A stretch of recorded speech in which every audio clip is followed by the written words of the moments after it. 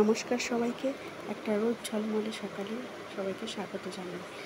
Balcony থেকে সমুদ্র দেখা যাচ্ছে, নীল সমুদ্র, ভীষণ সুন্দর। আজকে আপনাদের সবাইকে একটা সুন্দর ব্রেকফাস্ট বানাবো, পোহা, যেটা নিমও খেতে পারবে, আমরাও খেতে পারবো ঝটপট সময়। তার জন্য লাগছে চিড়ে, আর সঙ্গে লাগছে কিছু ইনগ্রিডিয়েন্ট, চীনা বাদাম, পেঁয়াজ, গাজর, মানে আপনার চয়েস মতো সবজি। আমি লঙ্কা দিইনি, কারণ আমি নিমক খাবো, একটু গোলমরিচ করে দিয়ে দিলেই হয়ে যায়। আমি সেটাই দিয়েছি। এবার চিড়িটাকে একটু জল দিয়ে ভিজিয়ে নিয়ে হালকা হাতে ওটাকে ধুয়ে জল ধরে দিয়েছি।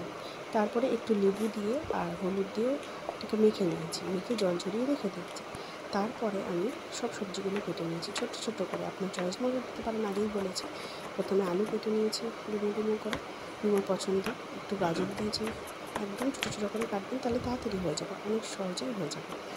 আর কর্নটা আমার আগেই সেদ্ধ করা থাকে, রেখে দিয়ে দরকার পড়ে পেঁয়াজ কুচি করে কেটে নিয়েছি।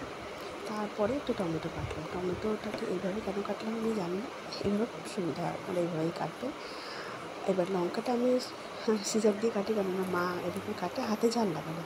এবার কড়াইটা গরম হলে একটু তেল দিয়ে প্রথমে বাদামগুলো একটু ভেজে নিতে হয় হালকা করে, বেশি কড়া ভাজতে না।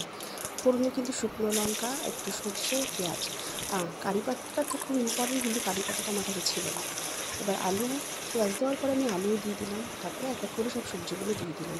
কর্নটা তো সেদ্ধ করাই আছে, সুতরাং বেশি টাইম লাগবে না। তারপরে সেগুলো হালকা করে ভাজা হয়ে গেলে উপর থেকে চিড়েগুলো ছড়িয়ে দিলাম। নুনটা আমার চিড়েটা দেওয়ার পরে একটু দিয়ে দিলাম হালকা করে। এবার বাদামগুলো দিয়ে দিলাম। এবার আমার খুব পছন্দের একটা মশলা, এই মশলাটা দিলাম, আপনারা দিতেও পারেন, নাও দিতে পারেন। ইম্পর্টেন্ট, ব্রেকফাস্টে কিন্তু রাখবেনই, নিজেদের জন্য, বাচ্চার জন্য।